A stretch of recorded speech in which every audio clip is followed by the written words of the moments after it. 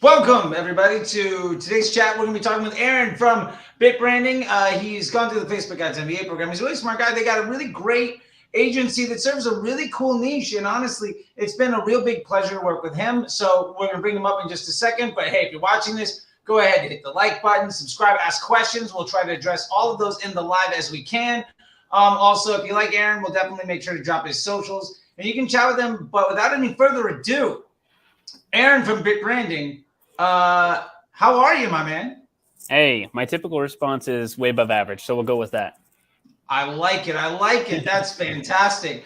So why don't we get into this in just a quick second? But I just want to say, Aaron, you and I have been, chatting a lot now for a few months. You went to the program. We were chatting a lot in the DMs before that as well. It's been a lot of fun to work with you and your team.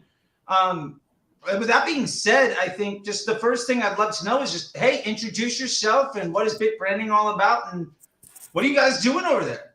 Yeah, absolutely. First off, I just want to say, thank you. You've been a huge help for us for a long time. Guidance. I think we met actually in Clubhouse, and then I think that was really like January of 2020 or somewhere around that point that I first started like interacting with you. And then, I was the crazy person in the DMs way before a lot of people, I'm sure. So what we do is we focus on growing clothing stores. So our specific area of expertise is taking clothing stores. We have basically two ways that we do that to help them get to their first $250,000, $500,000 a year business through a program. And then we have a done for you type service for agency owners that are doing like millions of dollars or per month. And so, but we are all focused in on one very specific area, and that is clothing stores. And so that's who we serve, and that's what we know really well. We try to stay within our lane of that point and help with the marketing aspect of that part of the business. I love that. And for some, I love that you're trying to get into that scope and really narrow into that niche. I'm curious, like, what has that been like for you? In that world, like, what was it like? I mean, when you guys started, obviously there was probably taking on a lot of stuff, and then you really found what you're best at. But what is the last, like, I don't know, year and a half, 2 years really been like for you in that specific niche? Because has a lot of its own problems. Yeah, absolutely. So we served a lot of different people, like I think most agencies at this point. So we're getting ready to have February will be like 7 years that we've been in business. So we served quite a few people and quite a few different capacities. However, we really made the decision. We worked with clothing stores before, but we made the decision to go exclusively e-commerce in December of 2020 and then go all in on clothing stores. But there's been ups and downs, but honestly, I feel like we have a better grasp of it now, even though there's so much fluctuation because we're in it every single day, right?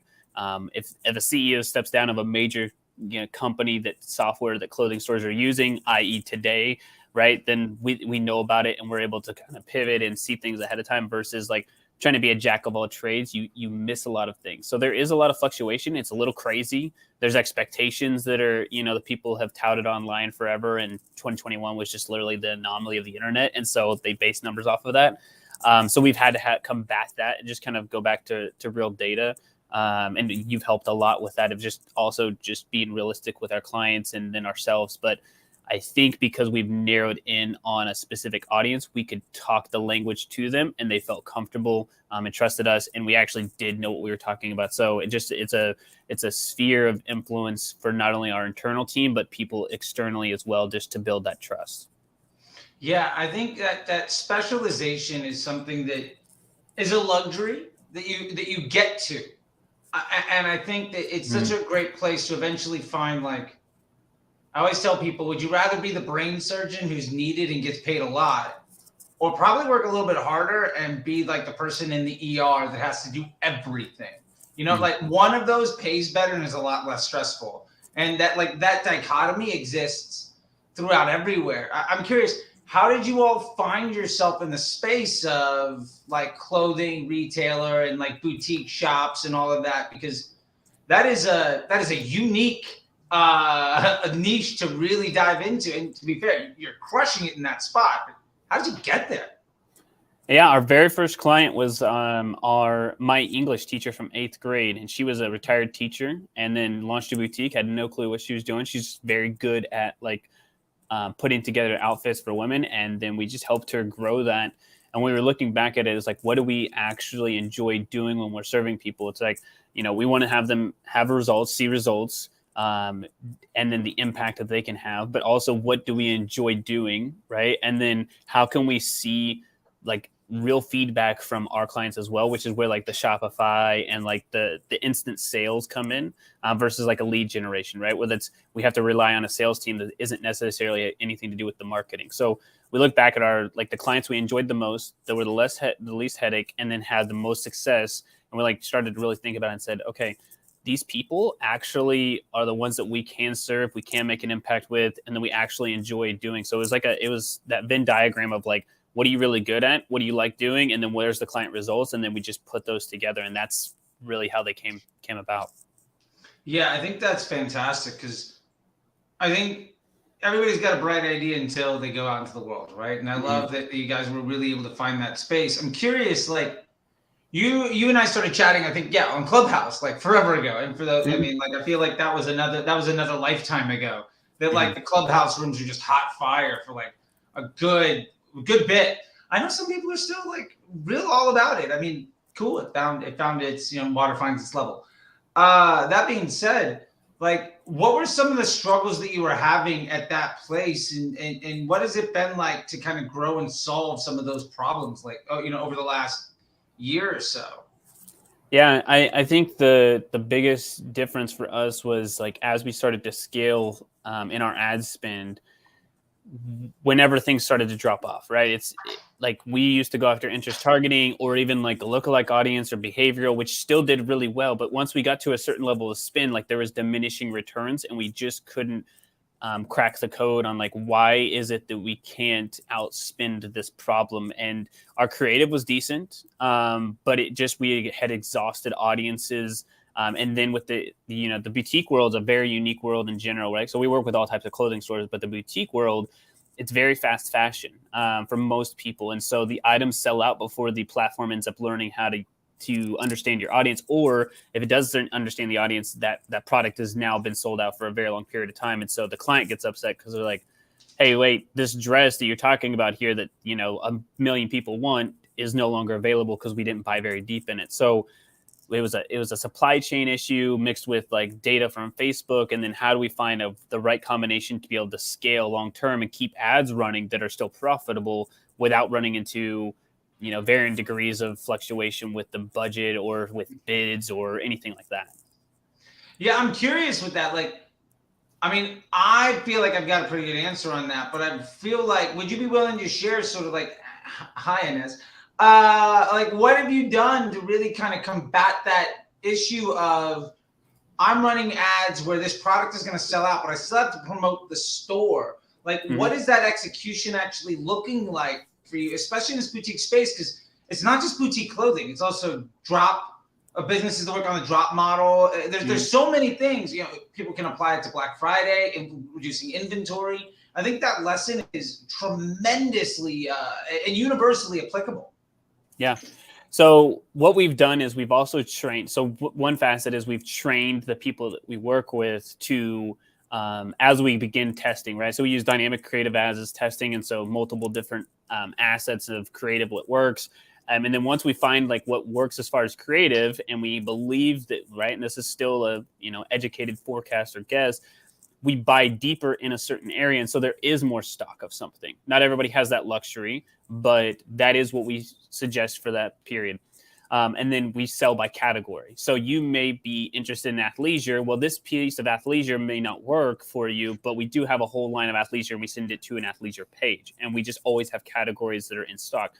The other thing that I think has really been helpful is we also use a lot of images or videos that are more evergreen. It's promoting the brand, it's promoting a lifestyle, it's promoting a culture, it's why you should engage with this company versus an individual product, right? So DPA ads or display ads, like they work and they'll definitely get somebody to purchase, but we're looking to, as a smaller business, we're looking to get people to buy into the human behind the brand And so evergreen content or lifestyle or collection type shoots, or where it's like when I say collection, I guess is very jargony, a whole category of clothing is promoted. Like we have a client who just did like a Fort Worth at fall, right? So it's Texas, Fort Worth, and it's fall, and that's their collection that they dropped. And so it's a whole line, right? There's 20 to 50 different pieces that are dropped there, and 5 or 6 different videos that promote the whole line. And it's just a lot of different variations. So it sends people to one page, lets Facebook learn, gets the people interested in the brand, and then it's just also engaging content. I think that's tremendous. And I think far too many people, one of the issues is folks try to focus on selling one product or one thing. And believe me, I'm a big fan of the hero product. I tell people that's absolutely, but the hero product can also be the collection. Like it can be the suite of products that are being sold. It doesn't necessarily have to be the single item that you're trying to push. And I think some folks make the mistake of trying to push a million things, a million SKUs within a collection. But I love the idea of saying either we're going to push the number one item or we're going to push the whole thing. You're not really playing in that middle ground. And then the use of dynamic ads, both with dynamic creatives and DPA, to really cover that gap, because that's what they're there for. I think, I'm curious, like, what has been the impact for you to kind of lean into those dynamic ads versus the way that you were doing it before? Like, what are dynamic ads doing for you these days? More than anything, it's just saving a lot of time and a lot of guesswork, right? Because one thing that we don't have right now is as much data. And even though we're very big fans of Triple Whale, and we also use a lot of the stuff that you teach in the program, right? We have a spreadsheet and we work off of that. It's not 100%, right? It gets us very close on things. But what Facebook does tell us and gives us an idea is like, hey, look, this data that we have here, the data that's shown on Triple Whale through our spreadsheets, and then also what Facebook has chosen, right? Now we have like basically 3 different circles, this Venn diagram of, okay, this ad is actually a winner versus relying only on the platform. But it's also saved a lot of time for us to go back and forth and like create so many different ads, right? So before we were using dynamic creative, before the iOS 14 update, we were putting like 8 or 9 creatives in there and it was pumping it out. And so we would get hundreds of variations of ads. Now we're not doing that as much. We're using a lot less, more so 3 types of creative, but it's still speeding up the process to run ads and to get creative out there with keeping it fresh, and then also getting the data that Facebook needs to be able to make a better decision. Yeah, I love that, leaning into helping Facebook make better decisions for you. And you mentioned it there, so I'll take that as the open door. But like, you went through the Facebook Ads MBA program, you and your team. And I'm just curious, like, what was your experience in the Facebook Ads MBA program? Like, what was that like for you? So to me, it was right. So there's a part of it that's tutorial based, right? Where it's step-by-step video of like how to do something. But I think more than anything, it's like the ethos. I think the bigger thing that you offer with the program in general is the ethos behind it, right? The understanding. I think of it as more of you become a fisherman versus learning how to just pick up one fish, right? I feel like our skill set has grown now to be able to fish in different ponds and even the ocean now, versus we learned one very specific skill set that taught us one thing. And then guess what? By the way, this program is now obsolete because everything changed, right? So here's the overarching 30,000 foot view of understanding the marketing metrics and the advertising metrics, and the data and what's actually needed by the platform to be successful, versus an individual like get rich quick type of scheme. And that just aligns with the way that we run businesses as well. So it just felt like a very good, like nice fit.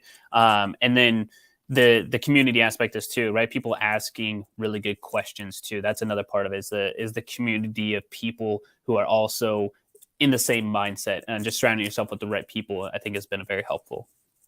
Yeah, no, I love that. I think you touched on a lot of things there that I find a lot of pride in. One is that standardizing the process, and making sure that you've got the support for the thinking.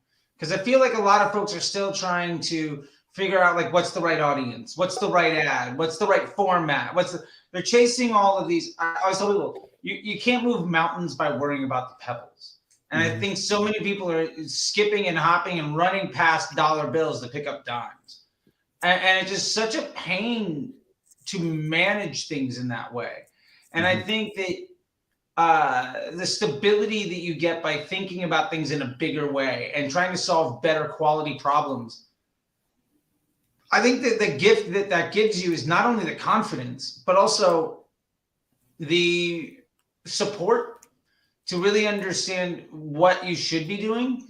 And with that too, the community and just how big it is. I'm curious if you wouldn't mind talking a bit more about that. I think that's one of the secret weapons, as it were, of the Facebook Ads MBA program, because anybody can have a pre-recorded thing. And look, there is pre-recorded stuff, there's documents, there's ebooks, there's live chats, but I think the community there is unlike any other one that we really ever see. So do you mind talking a little bit about the Facebook Ads MBA program community and how it's different and unique and value adding for you?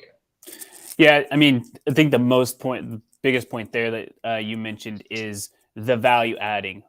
Most people ask a question and then they look to take from a group versus to add value, right? So the one way of adding value is to answer somebody's question, but another way is, hey, I'm seeing results right now. I'm doing these things, and this is what has worked well for me.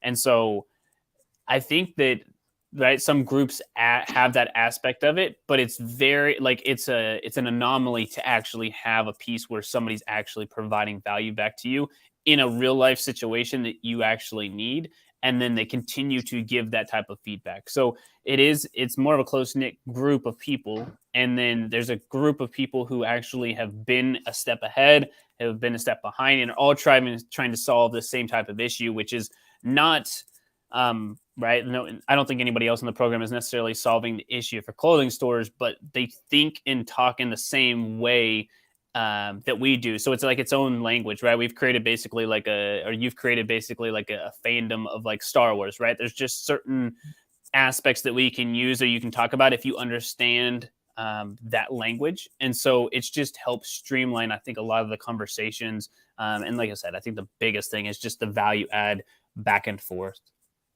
Yeah, I think that value add, the back and forth, that exchange, what I always try to tell people, and I think that you're kind of touching on this too, is there's a lot of communities where you get people that will pop in with something like, oh, I got 5X ROAS, let me tell you how to do it. Well, that's nonsense. That also doesn't matter. That lacks so much context, and I don't care. Yeah. Or they're trying to sell you on something. Or they're asking questions that are either so far above or so far below where you're at that, like, the answer to that question is, well, first off, everything you're doing is wrong.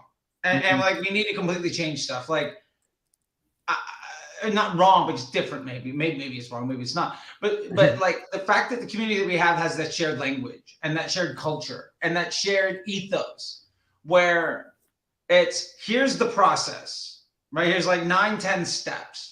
I'm stuck on step 4. Can somebody help me with that? Like, that is a problem and solution exchange that is, I think, so much more valuable and so much easier for people to extract actionable insight from. That's just what, for me at least, feels like sort of the unfair advantage of being in that community. Plus, the fact that there are experts in their field in so many different things, right? Whether it's creative or copy, clothing or insurance, just business development, so many millions of things. Everybody kind of comes A+ at something, but we all have gaps. And I love being able to lean on the strengths of so many people in the community that are a lot better than me at a lot of things that I won't even begin to pretend to be the best person in the room at. Right. Well, I think something you mentioned there too is and I actually equate it to whether you love him or hate him, right? Everybody is aware of Dave Ramsey in the baby steps, right? So it's like you mentioned, like, here's the 10 steps, right? They have the baby steps. So here's the 7 steps. So and whether you like it or hate or whatever, the method works, right? It's almost $1 billion company, and I think that's one thing that you're right. Like, we know the process within the community and within the program, and so if you have a problem with step number 1, then here's the solutions. And oh yeah, by the way, that there's been 20 other people who have answered this exact question for step number 1 that you can go back and reference to, which is just a plethora of knowledge, and also just saves so much freaking time. Yeah. And I mean, the time savings alone, I think what we're getting out of this more than anything is, one, there's that great curriculum that helps you work through everything. Mm-hmm. But if you're stumbling along the way, there's an extremely high confidence resource to get you highly actionable insight and answers to important questions quickly, in a way where you can also ask for feedback and adapt what you hear to fit what you do. Mm. And I mean, I'm in a lot of, like, if you saw my Slack, it's obnoxious, like how many things I'm in. And like these little groups and stuff, like, I don't see that anywhere else. And I'm not trying to, talk anything about anybody else, but I love it. And to be fair, like, I do go in and answer all the questions, but it's gotten to the point where before I even get to answer the question, half the time it's just like, oh yeah, they got it right. Like everybody's so on top of it that it's this like living organism, and it's fantastic. I'm curious from your perspective, having somebody that we were chatting in Clubhouse, and then a lot of DMs for like 3-4 months. I feel like 5-6 months we were chatting back and forth. And by the way, I get the answer. Everybody, I'm always willing to help out. If people have comments, questions, like, it is me. I do respond, yes. And I'm pretty active there.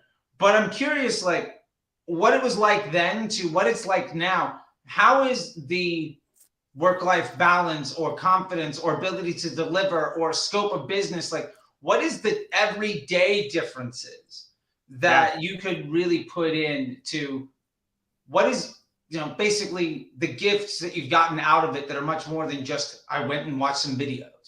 Yeah, absolutely. So, right. And I also like to give context here. I'm probably maybe like some, or maybe I'm an anomaly here, right? Where I get into a cycle of just trying to obtain so much knowledge, right? But knowledge without action absolutely means nothing. And actual action is really where like the rubber meets the pavement at that point. So I just want to clarify that and say, like, I've consumed, probably $100,000 worth of content and courses and programs and things, just like probably many other people have. But the one thing, like I said, I mentioned earlier, is that it gave a new ethos, right? So I feel like, okay, I've spent, a decent amount of money on Facebook ads and whatever else, and I've had a certain level of success, but I got to a point where, like, there needed another level. And so that next level, what it did was not just tell me how to understand a system and how to understand how our team can understand a system, but how can we do it more efficiently, right? It's kind of like the electrician who comes in and they spend 5 seconds fixing an issue, and you're like, look, I spent 2 hours on this, and you're going to charge me $200 to do this. Why did it cost so much? Is because you needed me for that 5 seconds. And so that's really where we're at with the ad space. Is we charge a premium for the service. And then, like I said, we built a program for people who can't pay that premium. But we can charge that because the results are there and we do it more efficiently. So long answer short is, like, we spend less time in the ads manager, which allows us to create better creative, which is honestly what I enjoy the most, what our team enjoys the most. Testing out new things, right? So testing TikTok on Facebook, testing different types of TikToks, testing different types of Instagram Reels, testing different lines of copy. We really start to get into messaging and psychology, and we can start to get into what really moves the needle versus like Facebook handling it all. It's like Facebook's just a traffic source, and I look at that now as this is a traffic source, and if I have really crappy ads, it's going to deliver to less people than if I have great ads. So if we can figure out the system, which we have through the program, and we spend less time in ads manager, then we literally can just start creating better content, and we can our clients and customers can beat out the competition because everybody else is playing a different game. Yeah, man, I think you said that so well. The ability to beat out your competition because you're playing the better game. Like, I think that's brilliant, the way that you phrase that. And I totally agree. Like, especially with a space where what kind of worked before, but you weren't supposed to do, now doesn't work at all. Yep. And I see every single day people saying stuff like, well, how are you supposed to deal with the fact that CPMs have gone up 50, 80, 100%? I'm like, well, mine have gone down. Right. Same. Or like, how do you deal with the fact that, like, interest groups are like this, and ads, just ad fatigue and all that. I'm like, well, my ads don't fatigue. I've got plenty of ads. I spent hundreds of thousands or millions of dollars. I'm like, well, you're just lucky with your high spending accounts. Like, well, I mean, I'm dealing with people that are spending $50 a day. It's you can win if you play the game properly. And I just feel like there's so many people, for one reason or another, that have embraced a style of thinking and of problem solving that doesn't cover the right priorities. I would say this, and I don't know if you agree, but my number one priority when running Facebook ads, I guess in no particular order, my number one tier priorities has 3 parts. Number one, I want to make sure that what I'm doing ultimately amplifies the successful business model of the brand. What are you all doing really well? How are you monetizing attention? And what can I do with Facebook to amplify that? Number 2, what can I do to better align my marketing efforts with Facebook's business model so that we are simpatico as partners when they are selling me inventory and eyeballs for profit? And I think number 3, how do I do that in a way that is sustainable and scalable? And I just feel like, I don't know about you, but for me, that feels like maybe 5% of the people that I talk to, that's how they think about solving it. What do you think about that? I want to, so to step back to the CPMs, I just looked it up for me because I was curious. So last 7 days, and obviously recording this in October, last 7 days was just $15. And before that was a little bit less than that. So our CPMs, and at least in my opinion, are pretty dang good. We were seeing $10, $9 in the summer, which was insane. Even one of our clients had $8 for the month of July, which I know is a little bit lower. But so that CPMs have been the same. And actually, they were more for us in 2020 than they are now. So anyway, but as far as go back to your question, I was thinking about the CPMs thing. Yeah. So the point of it, like the 3 things that I'm prioritizing, which I feel like is just wildly different than how other people are playing the game. Okay. Right, to your part about playing the game differently, is aligning my efforts to amplify the business model. How does this brand or business monetize attention? And then how do we use Facebook to amplify the ability for them to do that? Number 2, how do I make sure that what I'm doing on a daily basis more aligns my marketing efforts with Facebook's business model, so that we can become good business partners, so that I get higher quality inventory and lower costs, and I can reach more people for cheaper that are higher. I can get a higher volume of higher quality folks to see my brand. And then the 3rd thing is, how do I do that in a way that reduces my workload so that I can spend more time trying to solve higher quality problems like landing page optimization and inventory and cash flow and all of these other things.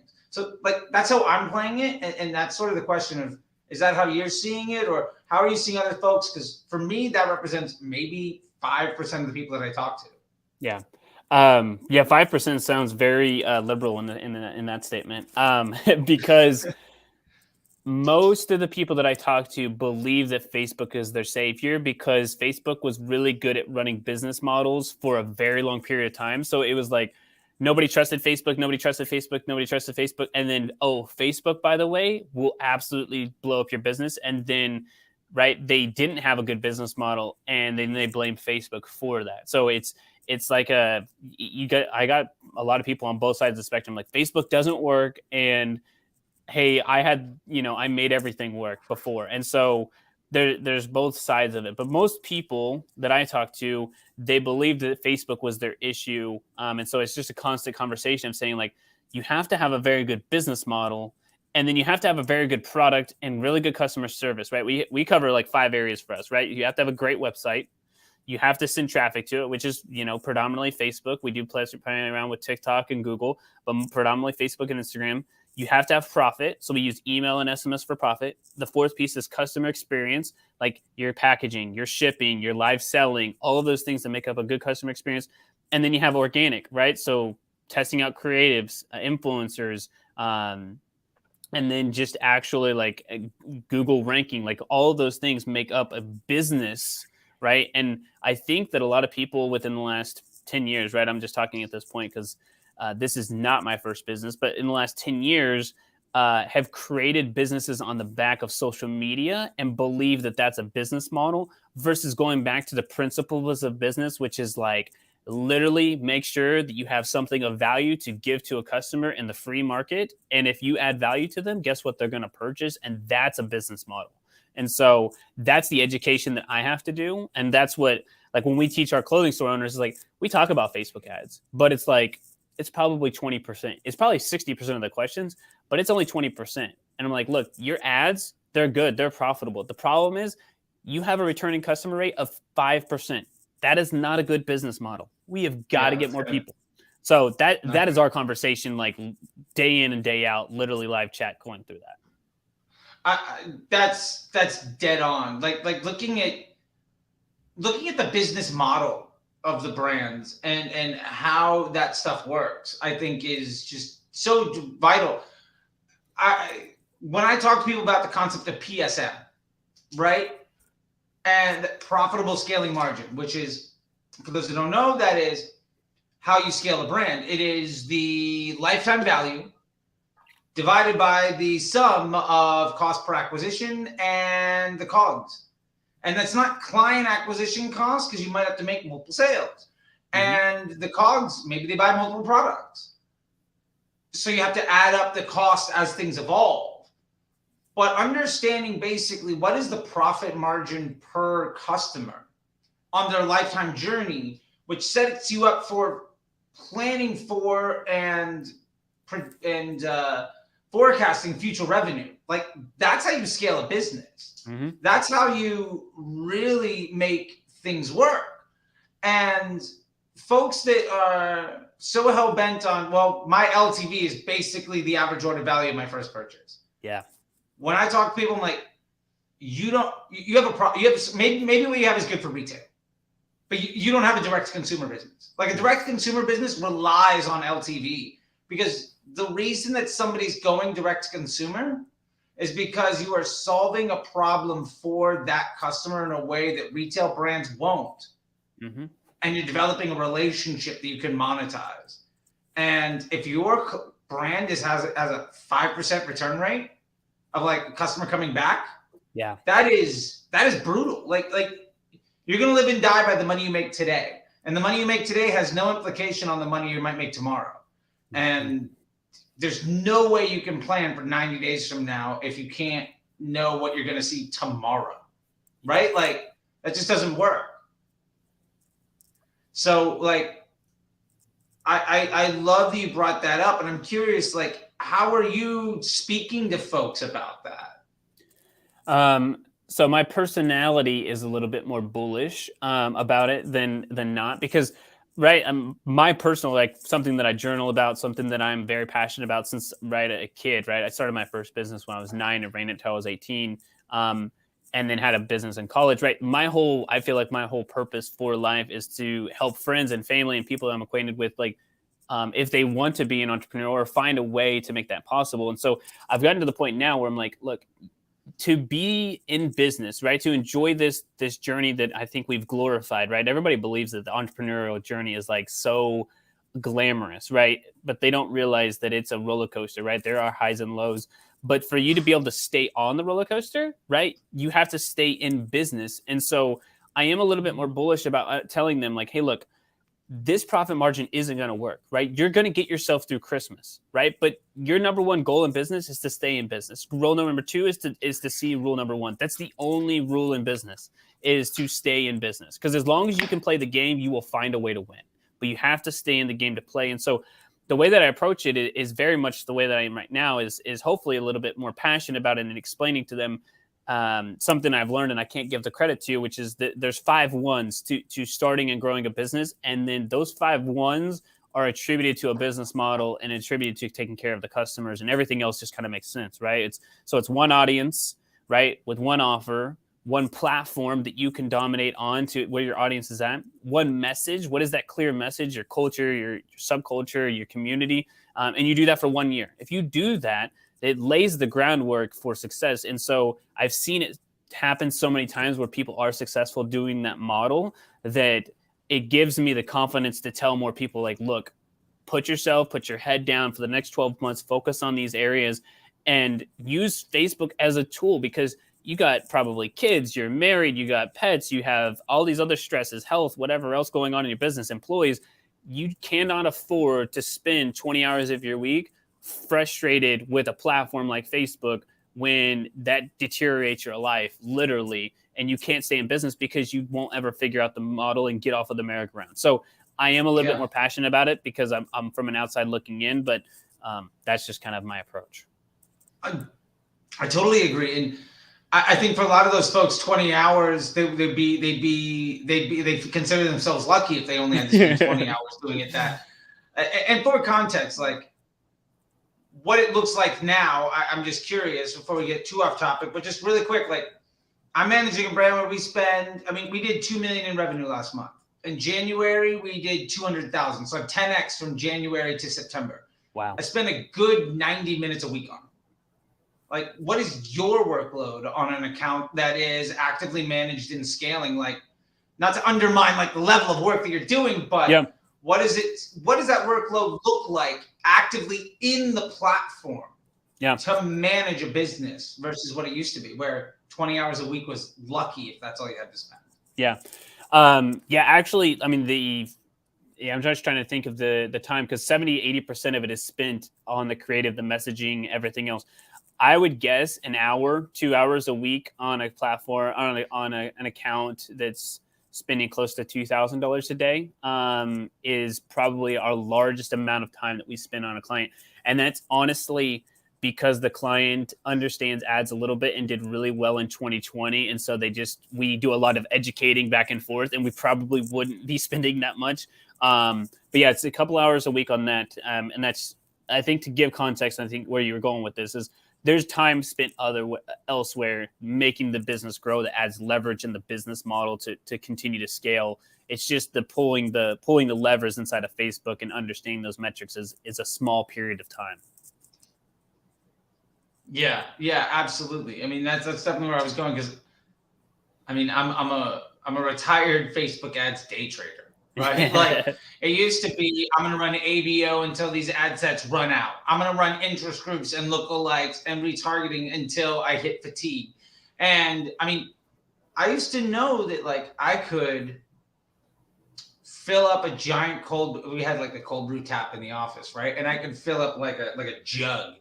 And by force of will, I could produce an extra like 5-10K in revenue that day for a business that was doing like 100K a day. Like, I knew I could get a 5-10% lift in business if I just grin and bear it. Right. And now I could 5x that output by working less. Mm-hmm. And it's not that you're finding a better way to work less. It's actually that working less is the better choice, because you're letting Facebook get smarter and smarter. Like, I don't know if you agree with this ethos. I'm curious what your thoughts are on it, but I always think you can't be terribly successful if you have to micromanage all of your employees. And if you can set the machine up to work without you, then you can figure out better work for the machine to do. Yeah. Otherwise, you're just stuck, on the wheel, hamster wheel, just kind of spinning in place, and that doesn't do anything. Yeah. Well, I think I don't know where I've read it or seen it, but it's like, right, we're probably better off managing ourselves personally, like the account. But to your point of like delegating it, right? I don't need them to operate at 100% of what I do, right? Because if I have Facebook, right, it's going to operate at 70-80% of whatever it's going to do. And if I hire somebody to manage that, right, they can maybe operate at 70-80% of what I do. But if we have two people, now I have 160% of what I could do. They see things that I do not. Facebook works while I sleep. Literally, the platform does this while I sleep. So it's now using the tools and assets. And I used to be under the impression of like, no, like I have to guard this. I need to make sure that I'm the one here, because if I make it seem like it's that easy, right, then the clients or somebody's not going to pay me. But really, at the end of the day, and this is just for anybody, I guess at this point, is like, if the results are there, right, nobody has ever fired a client unless they've done something malicious or whatever else, because the results weren't there. It ultimately comes down to, if you're helping them grow their business in a profitable way, they're going to keep you on, or they may let you go because they do it in-house or whatever, or something like that. But for the most part, you are not getting let go because you're producing the results.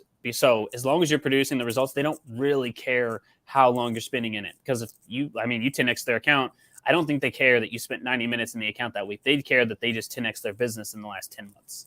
Yeah, like if I were to drop my car off to get repaired and they're like, okay, it's going to be ready in 2 days. Do I care if they spend 30 minutes a day or if they had people working in shifts the entire way to get it done? If I'm happy with the price and I'm happy with the outcome, I don't care how you got the job done. No, exactly. And like if I get it out and it's better, faster, stronger, whatever it is, like that's what matters. Mm-hmm.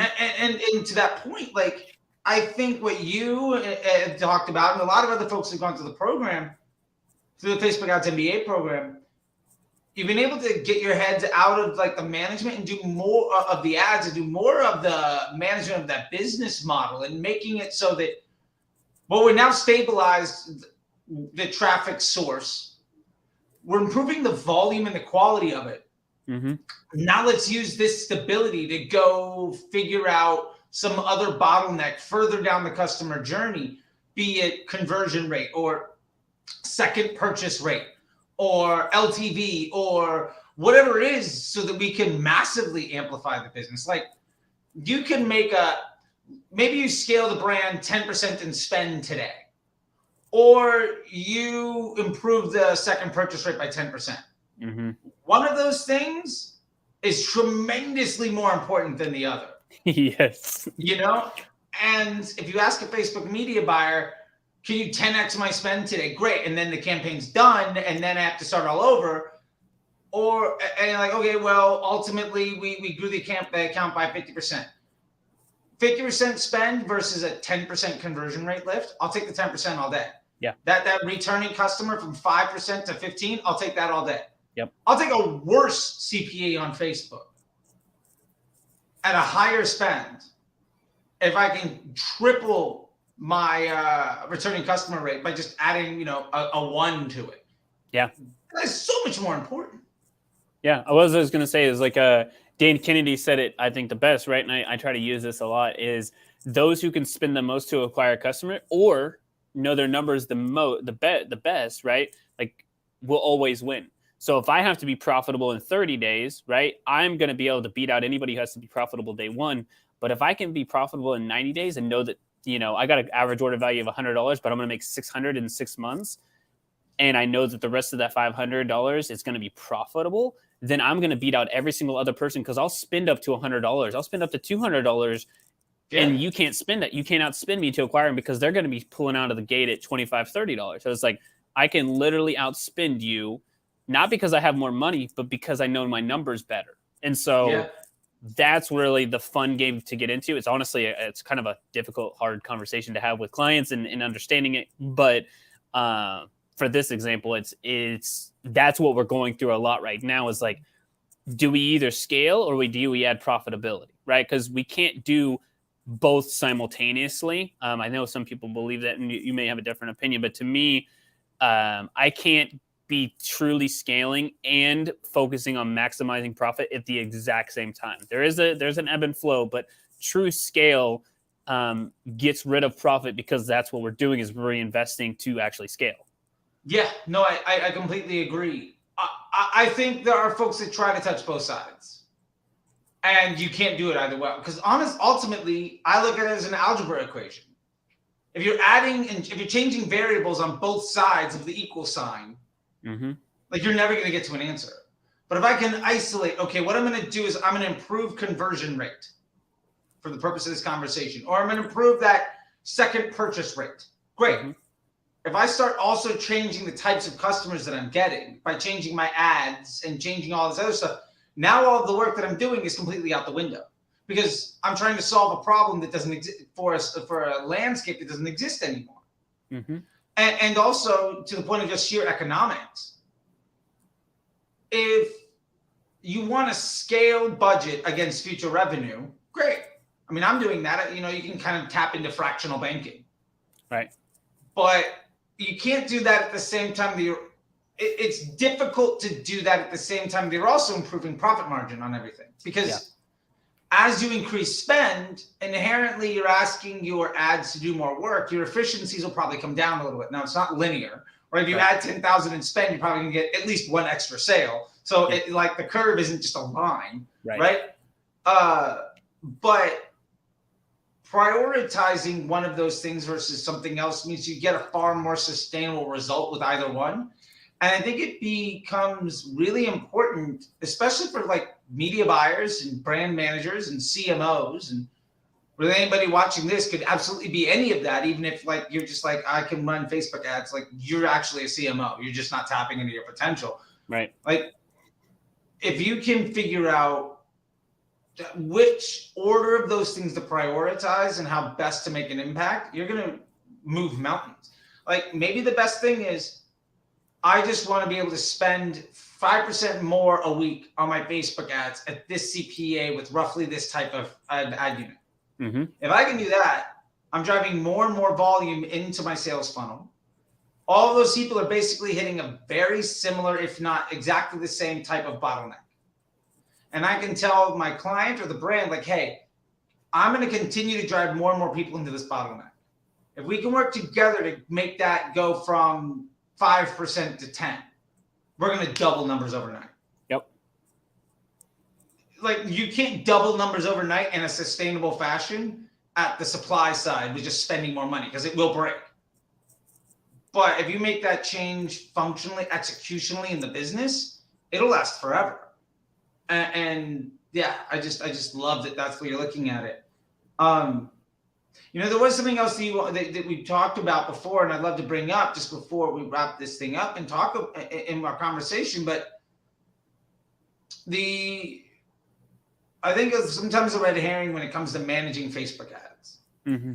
And I think there's a lot of different varying views, and I'd love to know sort of like what your thoughts are on it. But I'll set the table and then just kind of let you run with it. But tell me your thoughts on the attribution models and what you're going with there. So yeah, I mean we've been mixed, right? So there's the 1 day click, 1 day view, 7 day click, 1 day view, and just trying to go back and forth, right? I know they're not only attribution models but optimization models or windows as well. So in my mind, right, what we've been doing is 1 day click, 1 day view, because I'm in a fast fashion world or slow fashion or clothing stores, right? We're looking for people to buy shoes or dresses or t-shirts that day.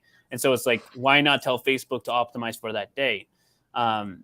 However, we've ran into the issue, or just we've gotten to a point now where like it's done very well. Like our cost per purchase is insanely good. But I'm just like, okay, if we're getting enough purchase throughout the week, do we just continue to stay at the 1 day click and 1 day view? Facebook's, 60% of where we're driving revenue, 70% of driving revenue. Some people are like 90%. And we're doing some stuff with TikTok and Google, but it's predominantly Facebook and Instagram. So we're like, it's one platform. So does it really matter if we get that sale that day, if we know that a 7 day click, 1 day view will actually, inflate numbers and they're going to look better, but it will give more data back to Facebook and then ultimately generate more sales. So we've been, what's right, what's wrong. And I don't know if there's necessarily a one's right, one's wrong, but everything that we do have set up right now is a 1 day click, 1 day view for everybody who's spending of significance to generate enough to get out of any type of learning phase through Facebook. But at the same time, I just don't know if we go back to the 7 day. We've tested 7 day before. Our numbers are inflated. Facebook has the wrong things. But it gives more data back to them. So, I mean, that's kind of where we're at right now. I go back to it. I feel like in the last 2 years, I've been like more data, no better attribution or better optimization model. So I don't know. That's where we're at right now. Yeah, and I'll tell you, it's a hot button issue. I tend to favor one of two options. Is honestly sort of where like I swing hyperbolically, because as I see it,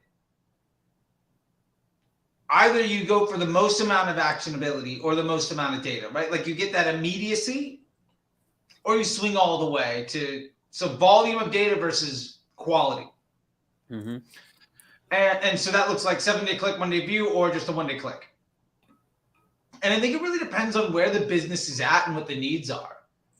And I kind of look at it like a curve, like a trend line with like some of a bump, and you can kind of go over the hump and you come back down. In ramping up, I really like the 7-day click, 1-day view, because you need as much information as possible just to get out of learning, get results, get information, whatever it is. I want Facebook to see everything because it can at least see who's buying and find me more people that are like that. Whether or not they're buying from Facebook, I just need as much data as I can. Mm-hmm. Then eventually the business gets so strong, you can go to that 1-day only option because you're just trying to capitalize on today's intent. And I feel like that'll get you to, that can get you to the next level of maturity. At some point, what I've found is as brands, you can kind of go over the hump and kind of come back down to a place where Facebook is beginning is kind of the bolt on to the business and that initial 7-day click, 1-day view where you're trying to scale the business on the back of Facebook ads. Mm-hmm. And at some point, Facebook is like 89% of the revenue that you're making is coming directly off of that Facebook ad you're running today. What I try to get to businesses with is how do we make less and less a percentage of our overall revenue directly dependent on Facebook ads? So more email and search and SMS and customer journey and returning customers and all of that. Mm-hmm. When I round that curve out so that I'm now sitting at Facebook instead of 90% is like 45 or 50. Now maybe I'm still 10x my spend from where I started. Mm-hmm. But now Facebook is more of that business amplification instead of a direct revenue source. I kind of come back to the 7-day click, 1-day view because I'm using it more to say, I don't care where that sale comes from. I'm just trying to make sure I get as much information in the machine to drive the highest volume and quality of people into the machine that I know makes money. Yeah. Because I'm less reliant on a ROAS than I am on a profitable customer journey. And I find it's sort of in that's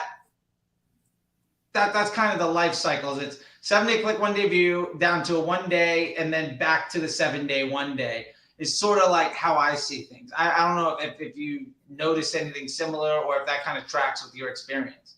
Yeah, I mean, it is. That is kind of what we've told people from the beginning is like, you're just literally started your own ads account and you're starting ads. Like, yeah, definitely do 7-day click, 1-day view, get as much data as possible. And then we've switched to like, if we're spending anywhere above $500 or $600, we're doing 1-day click, 1-day view. I don't know I guess I got 2 questions from that. Do you think I should just do the 1-day click or the 1-day click, 1-day view is like keep that or get rid of the view part? I've always been a purist on the 1-day click if I can do it. Okay. Like if I can get away with the 1-day click, I'll do it. I find that I'm a bit more maybe binary in that like I'm either going to do the 7-day click, 1-day view or just the 1-day click. Mm-hmm. The 1-day click and 1-day view, I find that if I'm going to add in the view, where I'm probably going to get 20, 30% more data, maybe 40, 50% more data, going from the 1 to 7 is usually a smaller change than the click to the click and view. Got it. Okay. And so if I'm going to make that switch, I'm just going to go all the way. But again, there's, the concept of, is this more of an impulsive buy? Is this more of a, I've got enough people in the market right now? Like in fast fashion, for instance, people are looking for the product that, like, if they're motivated, they're not, I think fast fashion is a shorter decision cycle than than something else. Like when I make fast fashion purchases, for instance, I something like, that's cool, I'm getting it. Yeah. I'm not waiting around and kind of deciding, you know what I'm saying? Like fast fashion is also a fast decision. It's like the gum at the counter. Yeah. Right. And in those cases, that 7-day, I don't know if that's going to really help. But if I know that I'm getting more stuff from email, more stuff from search and just other channels, the more I'm relying on other channels, the less I need that one day immediacy. Yeah. From that, then, so this is the only reason this has been brought up, because it's one of those things where the clients, when they come to us, right, they want to use Facebook as an acquisition only tool, which is almost impossible. You can't. I mean, Facebook, if it's good, unless you tell it not to do something, it is going to get in front of other people who may have purchased before. But what would you do in that situation where the client's like, look, I'm looking for a very specific platform to be very specific on acquisition only, so that they can figure out the parameters there? Because our cost per purchase, which is what we have scaled off of, we've scaled off of like cost per acquisition, cost per purchase. What is that number that we are profitable at, and scale from that period as long as it's within a range. But the customer cares about, what is my customer acquisition cost within Facebook? And I don't know if there's a way that you would approach that. If I'm only caring about acquisition with Facebook, how would I set that up, if anything, differently, or just tell the client, like, look, no, let's not do that? Yeah, I mean, I think one, I'm going to have the conversation with the client to really understand, and I can see 2 or 3 in my experience. I've definitely had 2 or 3 reasons, 2 or 3 clients where like that made sense, where they had something that really worked.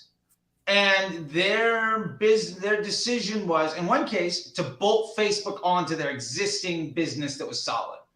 For instance, maybe they're a Amazon store, or they're excellent at influencer marketing, or something else. And they're like, I already have something that works. I got a lot of affiliates running, something else like that.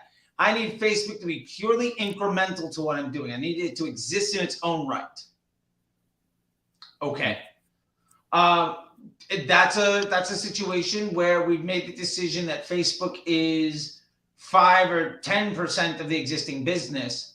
I work with a SaaS company that like 98% of their traffic was SEO. And I mean, to be fair, they had like 5 million uniques. They were just running Facebook to be a little bit less reliant and kind of juice their SEO numbers. Cool. That's what we're doing. Got it. I also see some situations where people are very convinced, and I won't go through all those other examples, but just to kind of touch on another base, I see some people are very convinced that, well, if I make a sale, that's a customer. And they're convinced like, well, that, like, I don't need to pay to acquire that customer twice. Yeah. Yep. And I find that there are actually very few businesses where that legitimately makes sense, because if your retention rate is like 50% of people buy again, okay, got it. Absolutely. But if your business is like, well, 10% of people buy again, most people don't. 5% of people buy again, most people don't. I'm not paying to reach another customer, or paying to reach an existing customer a second time. I think there's this false storyline that our customers only buy from us once. Yeah. And for me, it sounds like, well, maybe the reason they only buy from you once is because you don't ever try to sell to them again. Right. And would it be better for you to more efficiently sell this person a second time than to get a complete stranger to buy from you the first? Side note to that question, I'm sure that means my last point is, why are they only buying from you once? What's wrong with your business?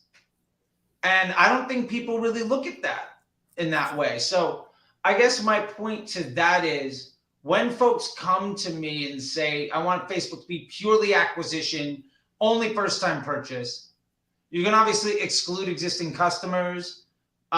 You're never going to get that exactly right. You can upload buyer lists that are fairly dynamic from your Shopify. Basically take your cash register and say, if I've ever run this credit card, never show my ad to that person again. But I don't know that. I think the amount of situations where that's the right idea is exceedingly outnumbered by the time where that's somebody's best thinking, but actually the wrong path forward for their business. Yeah. So executionally, yeah, just take your cash register and basically make sure anybody that's ever run before can't see an ad again. But I really want to know from them, like, are we certain that we want to invest heavily and never getting an easy sale? Yeah. And why is that? Yeah, to give context, right? So I think this is helpful because it's a unique situation. So there's live social selling, which is like QVC for the internet or for your phone rather. And so it is a lifetime value machine. So thinking of your cash register, it increases lifetime value, and I don't know the percentage, but let's just say it's 40-50% boost because it's insane. And so their thought is if they come into our ecosystem and then they fall in love with us through live selling, because live selling, in our opinion, too, is the best thing since brick and mortar that you can do online, right? So I can walk you through and I can talk you through this t-shirt and the quality of it's 100% organic cotton. It's made in Turkey. It's the highest, finest materials and like why you should wear it, blah, blah, blah. They fall in love with the person and they come back for that person. And so they're saying, our retention and our lifetime value of a customer is obtained through that live social selling, not through getting them to come back and purchase in the traditional direct to consumer like website marketing world. And so that's why they're coming to us with it. And they're like, look, we're good at live selling. If somebody comes in, I have an 80% retention rate year over year, and my lifetime value is, $2,000. I just need more customers. I need more people in the funnel. And so that's why they're coming to us with it. And it's unique. It's very new, except for in China. It's actually very popular in China. But it's very new in the U.S. And so that's kind of the nuance that we're running into. Yeah, I love that kind of stuff. And I've been seeing a lot more of it. And to be fair, years ago, I used to do Facebook Lives with a comment to opt in, like chatbot, CRM growth thing to hit the drops. And like, it was tremendous. And I think in this situation, I would maybe agree with it because the retention rate is so high and the repurchase rate is so high and your ability to sell. So at that point, Facebook is a lead gen platform. It's not a sales platform. Really, the purpose of Facebook in that case is I'm not interested about making sales. I want to make that live selling 10 times bigger. Right, because that's the fulcrum point of how that business model operates. Like that's how they make money. So if they're getting 1,000 viewers, how can I get 5,000? How can I get 10?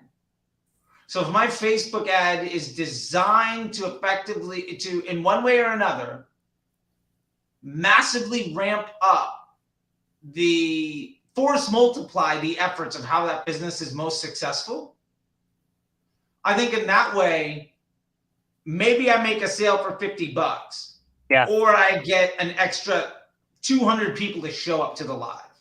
Yeah. Do I think that extra, maybe it's 50 people, maybe it's, $1 per lead or whatever. I mean, I'm just throwing numbers out there. Who knows, right? Right. Say it's 20 people. Yeah.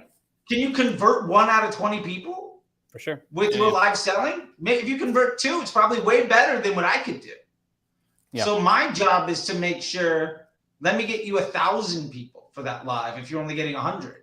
Like, what does that look like? And obviously, as you scale it, the conversion rate is probably going to go down, right? But if the volume is higher, that's kind of how I would look at it is, in that model, Facebook isn't a purchase driving machine.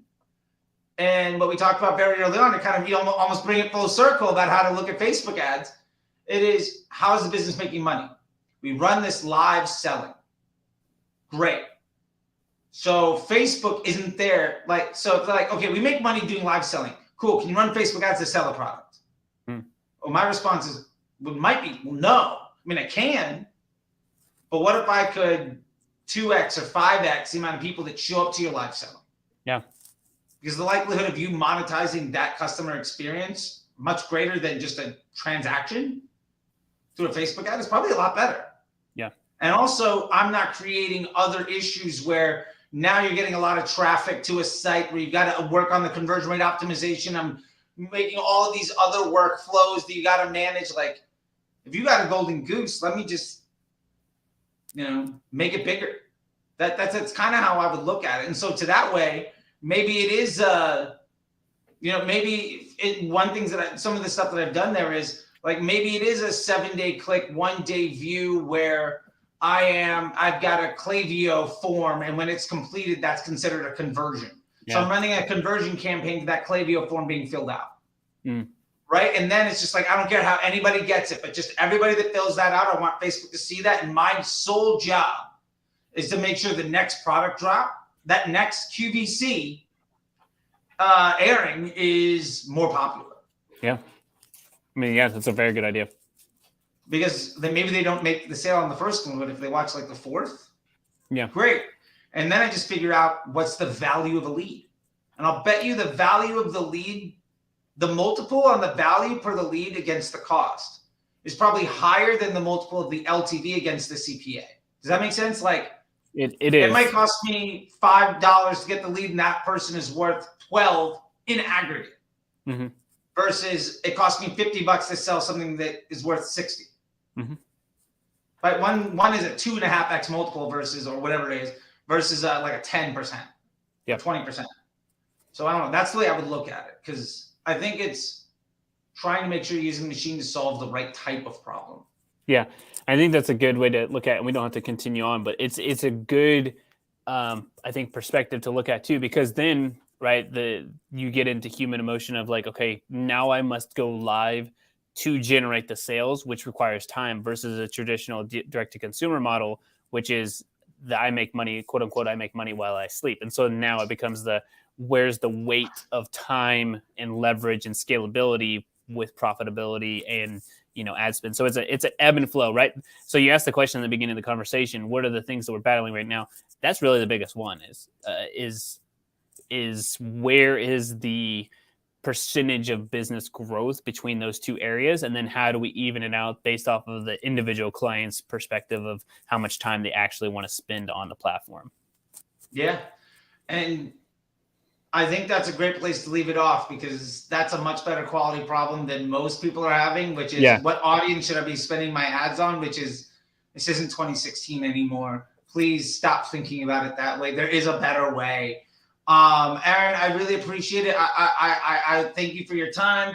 I'd love to, kind of just say thanks and give you the last word. If there's anything you want to promote, any website, anything that you'd like, to drop, just I'll leave it with you, and to anybody else, say thank you. And I appreciate everybody's time as well as yours. And I'll leave you to kind of take us out with whatever it is you'd like to make sure people know about. Nice. So I'm actually running for political office, so make sure to vote for me. No, just kidding. Yeah, I think the best way to check us out, guys, is just go to bitbranding.co, and you'll find everything there. We have a YouTube channel that we talk on specifically for clothing stores and how to help them grow. My business partner talks a lot on Shopify, so if that's for you. And then we have a podcast that helps people as well. And Charlie was actually a guest on there in a super popular episode, so check out the podcast episode where he talks on that as well. But thank you so much for the time, Charlie. It was a ton of fun. That is the correct link. That's perfect. Yes. Awesome. Thank you. Well, thank you, man. Until next time, I'll see you guys later. And Aaron, I love working with you and with Ryan. You guys are great. If you guys have any clothing business or stuff, you should definitely go chat with them, because these guys know what the hell they're doing. Best of luck to you. Enjoy the afternoon. Thank you so much, man. It's great to chat with you. Thank you. Bye. Bye.